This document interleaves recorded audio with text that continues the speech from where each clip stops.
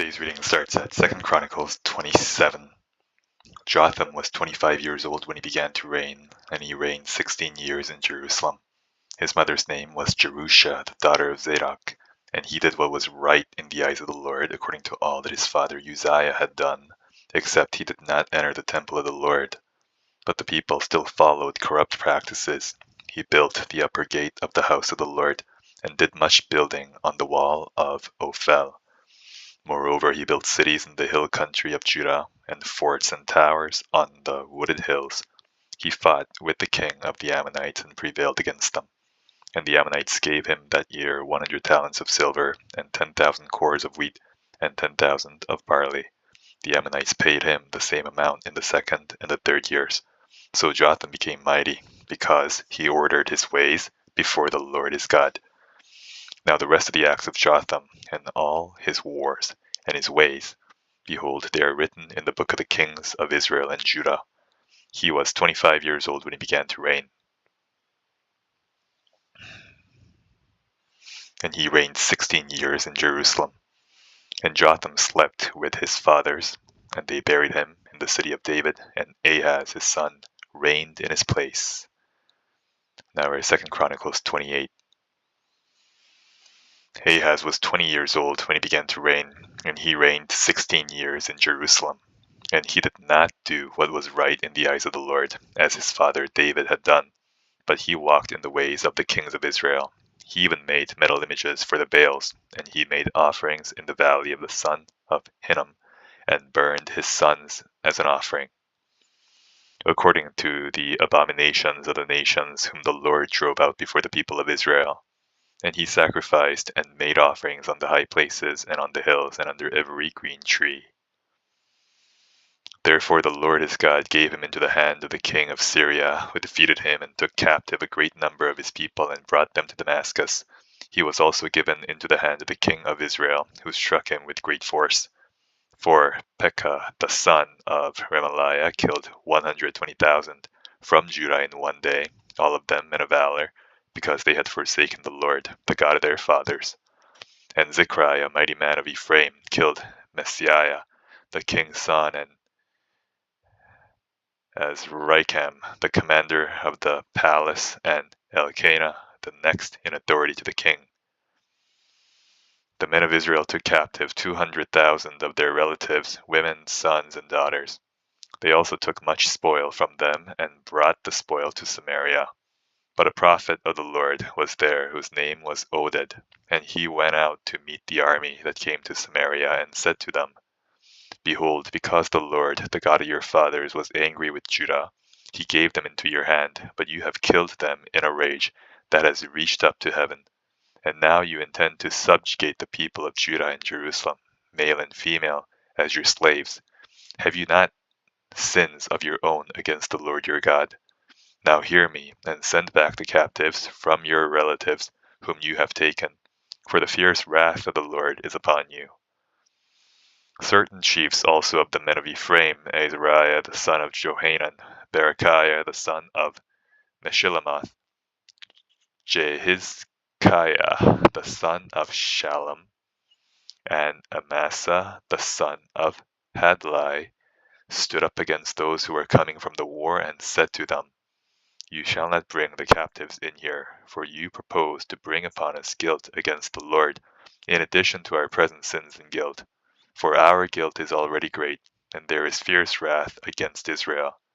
So the armed men left the captives and the spoil before the princes and all the assembly.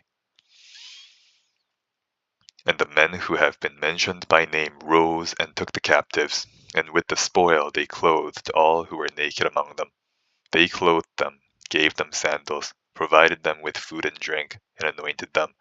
And carrying all the feeble among them on donkeys, they brought them to their kinsfolk at Jericho, the city of palm trees. Then they returned to Samaria. At that time King Ahaz sent to the king of Assyria for help, for the Edomites had again invaded and defeated Judah and carried away captives. And the Philistines had made raids on the cities in the Shephelah and the Negeb of Judah, and had taken Beth Shemesh, Aijalon, Gederoth, Soko with its villages, Timnah with its villages, and Gimzo with its villages. And they settled there. For the Lord humbled Judah because of Ahaz, king of Israel, for he had made Judah act sinfully, and had been very unfaithful to the Lord. So Tiglath-Pileser, king of Assyria, came against him, and afflicted him, instead of strengthening him. For Ahaz took a portion from the house of the Lord, and the house of the king, and of the princes, and gave tribute to the king of Assyria. But it did not help him. In the time of his distress he became yet more faithless to the Lord, this same King Ahaz. For he sacrificed to the gods of Damascus that had defeated him, and said, Because the gods of the kings of Syria helped them, I will sacrifice to them, that they may help me. But they were the ruin of him and of all Israel. And Ahaz gathered together the vessels of the house of God, and cut in pieces the vessels of the house of God.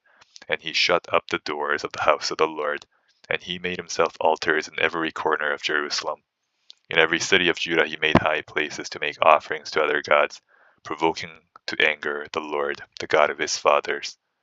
Now the rest of his acts and all his ways, from first to last, behold, they are written in the book of the kings of Judah and Israel. And Ahaz slept with his fathers, and they buried him in the city in Jerusalem, for they did not bring him into the tombs of the kings of Israel. And Hezekiah his son reigned in his place. Now we're at Revelation 14. Then I looked, and behold, on Mount Zion stood the Lamb, and with him 144,000 who had his name and his father's name written on their foreheads. And I heard a voice from heaven like the roar of many waters, and like the sound of loud thunder. The voice I heard was like the sound of harpists playing on their harps, and they were singing a new song before the throne, and before the four living creatures, and before the elders. No one could learn that song except the 144,000 who had been redeemed from the earth. It is these who have not defiled themselves with women, for they are virgins. It is these who follow the Lamb wherever he goes. These have been redeemed from mankind as firstfruits for God and the Lamb, and in their mouth no lie was found, for they are blameless.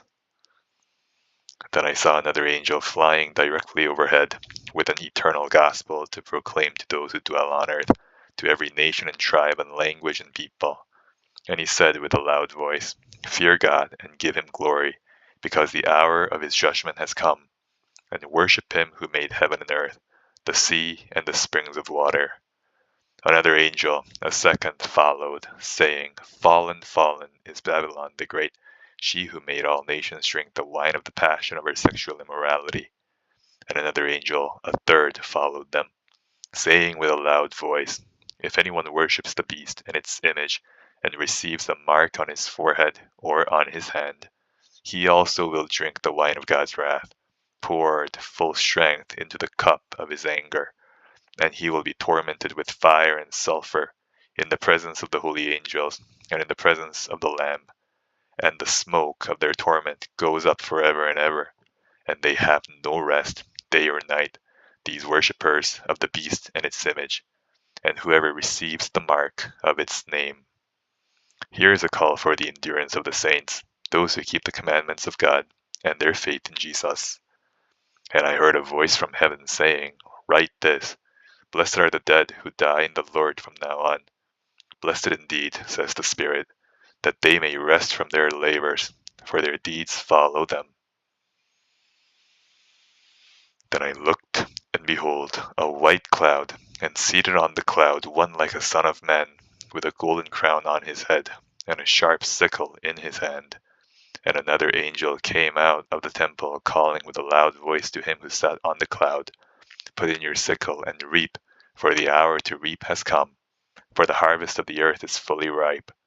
So he who sat on the cloud swung his sickle across the earth, and the earth was reaped. Then another angel came out of the temple in heaven, and he too had a sharp sickle. And another angel came out from the altar, the angel who has authority over the fire. And he called with a loud voice to the one who had the sharp sickle. Correction, the sharp sickle. Put in your sickle and gather the clusters from the vine of the earth, for its grapes are ripe. So the angel swung his sickle across the earth and gathered the grape harvest of the earth and threw it into the great winepress of the wrath of God. And the winepress was trodden outside the city, and blood flowed from the winepress as high as a horse's bridle for 1,600 stadia. Now we're at Zechariah 10. Ask rain from the Lord in the season of the spring rain, from the Lord who makes the storm clouds, and he will give them showers of rain, to everyone the vegetation in the field. For the household gods utter nonsense, and the diviners see lies. They tell false dreams and give empty consolation. Therefore the people wander like sheep. They are afflicted for lack of a shepherd. My anger is hot against the shepherds, and I will punish the leaders. For the Lord of hosts cares for his flock, the house of Judah, and will make them like his majestic steed in battle. From him shall come the cornerstone, from him the tent peg, from him the battle bow, from him every ruler, all of them together. They shall be like mighty men in battle, trampling the foe in the mud of the streets. They shall fight because the Lord is with them, and they shall put to shame the riders on horses. I will strengthen the house of Judah, and I will save the house of Joseph. I will bring them back because I have compassion on them, and they shall be as though I had not rejected them. For I am the Lord their God, and I will answer them. Then Ephraim shall become like a mighty warrior, and their hearts shall be glad as with wine. Their children shall see it and be glad. Their hearts shall rejoice in the Lord. I will whistle for them and gather them in, for I have redeemed them, and they shall be as many as they were before. Though I scattered them among the nations, yet in far countries they shall remember me, and with their children they shall live and return. I will bring them home from the land of Egypt, and gather them from Assyria, and I will bring them to the land of Gilead and to Lebanon, till there is no room for them. He shall pass through the sea of troubles, and strike down the waves of the sea, and all the depths of the Nile shall be dried up. The pride of Assyria shall be laid low, and the scepter of Egypt shall depart. I will make them strong in the Lord, and they shall walk in his name, declares the Lord. Now we're at John 13. Now before the feast of the Passover, when Jesus knew that his hour had come to depart out of this world to the Father, having loved his own who were in the world, he loved them to the end. During supper, when the devil had already put it into the heart of Judas Iscariot, Simon's son, to betray him, Jesus, knowing that the Father had given all things into his hands, and that he had come from God, and was going back to God, rose from supper. He laid aside his outer garments, and taking a towel, tied it around his waist. Then he poured water into a basin and began to wash the disciples' feet, and to wipe them with the towel that was wrapped around him. He came to Simon Peter, who said to him, Lord, do you wash my feet? Jesus answered him, What I am doing you do not understand now, but afterward you will understand. Peter said to him, You shall never wash my feet. Jesus answered him, If I do not wash you, you have no share with me. Simon Peter said to him, Lord, not my feet only, but also my hands and my head. Jesus said to him, The one who has bathed does not need to wash, except for his feet, but is completely clean. And you are clean, but not every one of you. For he knew who was to betray him. That was why he said, Not all of you are clean. When he had washed their feet and put on his outer garments and resumed his place, he said to them, Do you understand what I have done to you? You call me teacher and Lord, and you are right, for so I am. If I then, your Lord and teacher, have washed your feet, you also ought to wash one another's feet. For I have given you an example, that you also should do, just as I have done to you. Truly, truly, I say to you, a servant is not greater than his master, nor is a messenger greater than the one who sent him. If you know these things, blessed are you if you do them. I am not speaking of all of you. I know whom I have chosen, but the scripture will be fulfilled. He who ate my bread has lifted his heel against me. I am telling you this now, before it takes place, that when it does take place, you may believe that I am he. Truly, truly, I say to you, whoever receives the one I send receives me, and whoever receives me receives the one who sent me. After saying these things, Jesus was troubled in his spirit and testified, Truly, truly, I say to you, one of you will betray me. The disciples looked at one another, uncertain of whom he spoke. One of his disciples, whom Jesus loved, was reclining at table at Jesus' side. So Simon Peter motioned to him to ask Jesus of whom he was speaking. So that disciple, leaning back against Jesus, said to him, Lord, who is it? Jesus answered, It is he to whom I will give this morsel of bread when I have dipped it. So, when he had dipped the morsel, he gave it to Judas, the son of Simon Iscariot.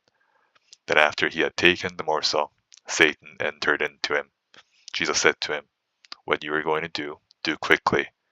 Now no one at the table knew why he said this to him. Some thought that, because Judas had the money bag, Jesus was telling him, Buy what we need for the feast, or that he should give something to the poor. So after receiving the morsel of bread, he immediately went out. And it was night. When he had gone out, Jesus said, Now is the Son of Man glorified, and God is glorified in him. If God is glorified in him, God will also glorify him in himself, and glorify him at once. Little children, yet a little while I am with you. You will seek me, and just as I said to the Jews, so now I also say to you, where I am going you cannot come. A new commandment I give to you, that you love one another. Just as I have loved you, you also are to love one another. By this all people will know that you are my disciples, if you have love for one another. Simon Peter said to him, Lord, where are you going? Jesus answered him, Where I am going you cannot follow me now, but you will follow afterward. Peter said to him, Lord, why can I not follow you now? I will lay down my life for you.